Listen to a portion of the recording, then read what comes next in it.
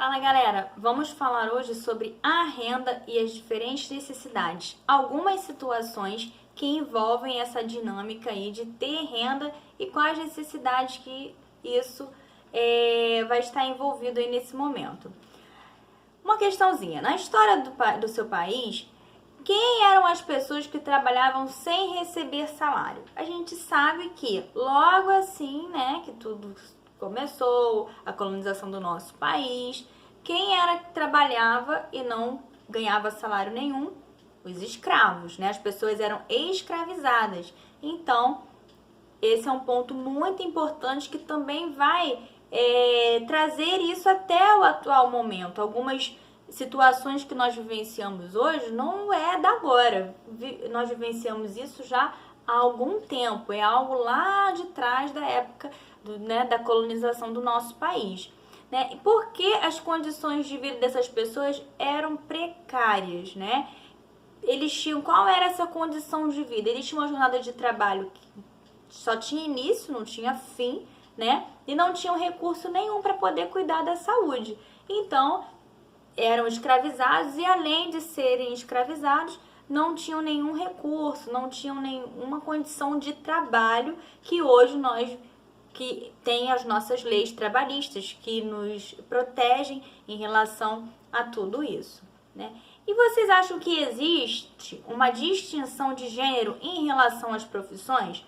Nós já falamos a respeito de quais são os papéis diante de algumas profissões, né? Parece que algumas profissões são só para mulheres, outras profissões são só para homens. Então, existe realmente essa distinção. Algumas situações já foram quebradas, alguns tabus já foram quebrados em relação a isso, né? Por exemplo, existem mais homens em funções como piloto de avião, piloto de helicóptero, soldado, policial, bombeiro. A gente vê muito mais homens dentro dessa profissão. Hoje, nós temos mulheres também nessas profissões, também temos, mas a demanda maior é para o sexo masculino.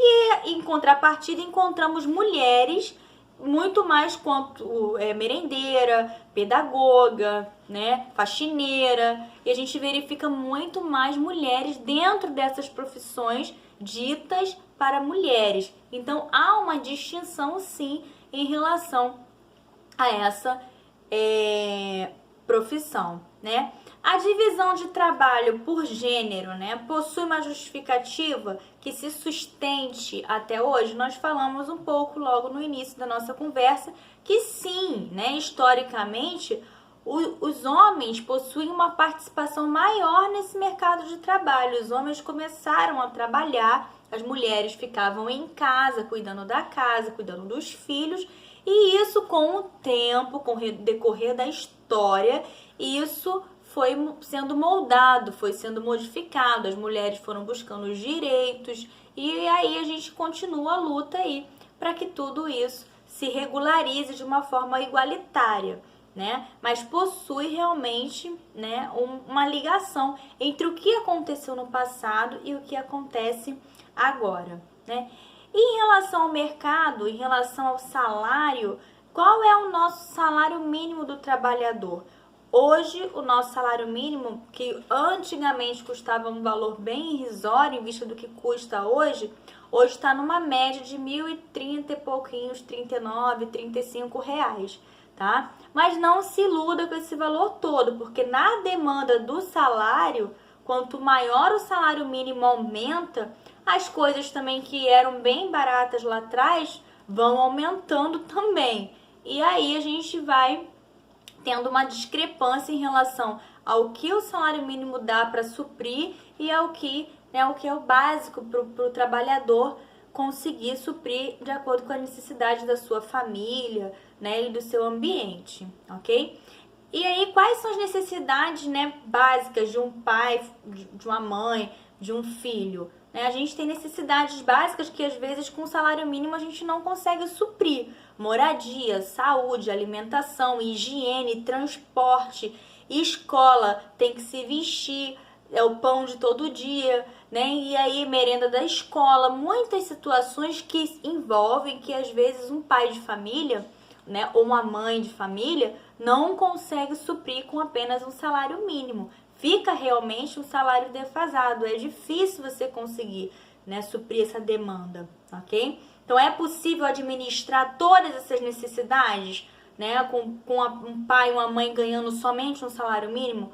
Pode ser possível, mas vai ser uma situação bem cautelosa, algo bem limitado, né? De repente, para poder levar para fazer uma diversão, para poder comer um lanche, fica mais complicado. Pode suprir, de repente, as necessidades básicas, mas os extras vai ser difícil de entrar nessa renda familiar, né? O custo de vida varia de acordo com o lugar onde a pessoa mora. Vocês acham que sim? Que o custo de vida, por exemplo, quem mora na Baixada gasta a mesma coisa que gastaria uma pessoa que mora na Zona Sul? Lógico que não. Quem mora na Zona Sul tem todos os recursos da Zona Sul, gasta mais. Quem mora na Baixada vai gastar os recursos da Baixada. Então, os gastos é de acordo com o local, sim. Os lugares diferentes vão atribuir o que? Necessidades diferentes. Então, isso vai gerar um custo de vida diferenciado também para cada pessoa, para cada família, para cada cidadão, né? E quais são as consequências dessa desigualdade salarial, né? Por questão de sexo, no caso do homem e da mulher, o homem ganha mais, a mulher ganha menos, ou vice-versa. O local que vai trabalhar, ou pela cor, às vezes a gente tem uma situação de cor também, uma população mais marginalizada em relação à pele, à cor da pele, né? Então, quem recebe menos vai ter os mesmos direitos de quem recebe mais? Pode ter até pela lei os mesmos direitos, mas não terão os mesmos acessos, né? Porque o acesso à cultura, por exemplo, aí num teatro, quem recebe menos vai ser muito mais difícil a pessoa ter recurso para poder ir a um teatro, porque o teatro requer um valor para você conseguir ter esse acesso, ok? E em relação a acúmulos de bens, pessoas que têm condições e compram desnecessariamente. Quais as desvantagens de você acumular as coisas que não são necessárias, tá? O que acontece? Se você acumulou aquilo não é necessário para você, qual a desvantagem nisso? Você vai estar prejudicando outras pessoas, porque você poderia estar doando aquilo, fazendo bem para outras pessoas. Você vai estar acumulando coisas que vão estragar de repente com o passar do tempo, que às vezes quando a gente acumula alguma situação, quando você vai procurar o objeto ou aquilo que o calçado já se deteriorou. Então, essa é uma desvantagem. O de ajudar ao próximo, acho que é a pior desvantagem. Você ter muito e você reter e não ter que ajudar o outro é uma das piores desvantagens, ok? Então, assim, se você vive consumindo, né, mas você também pode guardar aquilo que é necessário para você ter depois. Isso também já falamos e vimos que é importante, né? Por que é necessário você guardar para você utilizar lá na frente? Mesmo que seja daqui a um tempo ou daqui a um bom tempo.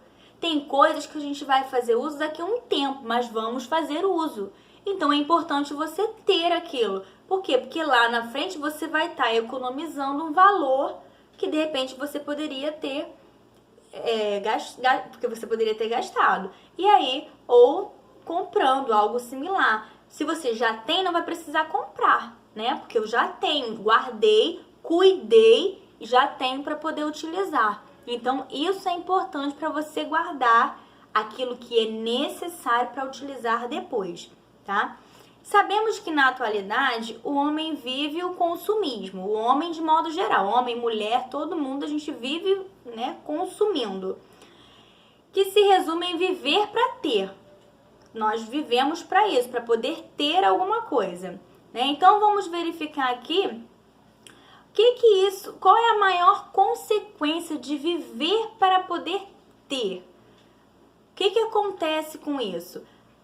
Na administração do dinheiro, isso é muito importante, porque às vezes a gente sustenta uma situação que a gente não consegue por muito tempo suprir essa situação, né? Às vezes você tem um celular que você não poderia ter, às vezes você veste roupas que você não poderia vestir, e isso influi, né, no seu dia a dia, dentro da sua casa, faz dívidas que você não precisaria fazer. Então, essa demanda que você faz de consumo exagerado, isso vai ocasionar problemas futuros, né? E a situação de você consumir muito como população geral vai influenciar diretamente no meio ambiente também. Então, a gente anda muito de carro, a gente vai ter uma demanda no meio ambiente, muita poluição. A gente consome muito descartáveis, vamos ter também uma demanda de plásticos no meio ambiente. Então, tudo isso vai fazer com que a gente tenha essas demandas aí no meio ambiente e também dentro da nossa própria casa. Então, tomem cuidado, consumam somente aquilo que for necessário e não vivam para poder ter, vivam para poder ser. É diferente.